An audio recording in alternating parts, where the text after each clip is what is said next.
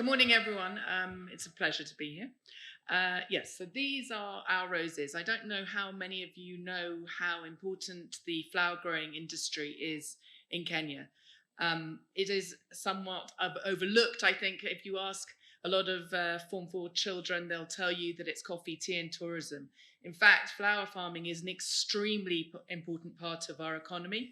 Uh, it directly employs around 150,000 people in Kenya, and obviously, as an export industry, is excellent for our foreign currency earnings. And so, I think if you were going to invent an industry for Kenya, you might look at flower farming. It's a high density type of farming on small amounts of land. We're very kind of thoughtful around our water use because we have to be.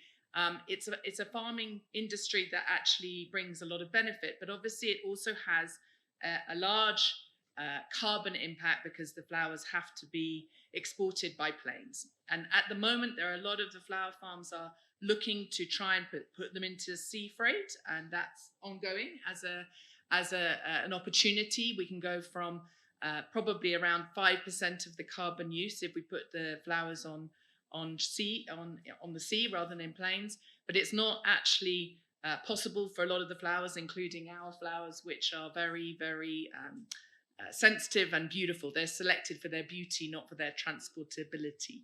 So we have been farming flowers in Nanyuki for around 25 years, my husband and I. Tambuzi means Tim and Maggie's goat. It was our wealth and it is our home. But it means something else to us in terms of what we want to leave the farm looking like in the future. And so around 3 or 4 years ago, I was excited by some things that were happening in the UK, something around Extinction Rebellion. I don't know if any of you are aware of that, which was around peaceful protests, us all trying to take combined action to say we need to start acting on things. And a very good friend of mine said to me, Maggie, you can't be involved in Extinction Rebellion. And I said, well, why not? And they said, well, flower farming is basically carbon criminality. You are a climate criminal if you're a rose farmer. So I took this challenge and I said, I actually don't believe that to be true. I think we have to measure and know our own carbon, but then we have to do something about it because every industry, every employer, everything that we do as human beings has some impact. So it's very easy just to say that industry is bad and this industry is good. We've now got to look at them and take responsibility for our own industries. So at that point, Tambuzi, we found a UN program, which is called Climate Neutral Now. We're not actually without carbon. We have to offset quite a lot of our carbon because at the moment it's impossible to do that. But we were excited to be able to join this program. And since that time, we were the first ever flower farm in the world. We were the first business in Kenya to do it. We now have 22 companies that have come alongside, 8 flower farms, and quite a lot of members of CAM, I think, as well. So the idea is that you then acknowledge who you are, you measure it, you try to reduce it, and then you contribute towards the stuff that you can't actually offset. I think we had a really exciting statement from our new president a couple of weeks ago. He is putting this very centrally to what he believes is an opportunity for Kenya. We are 92% renewable on grid, which we should be celebrating. We're top 10 in the world. No one talks about it.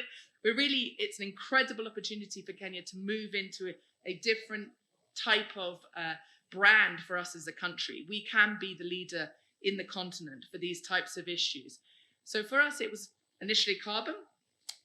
Then in order to try and find ways to reduce our carbon footprint beyond what we can't do with our air freight, we made it a KPI, key performance indicator for the entire farm to get the soil carbon amounts up by 1%.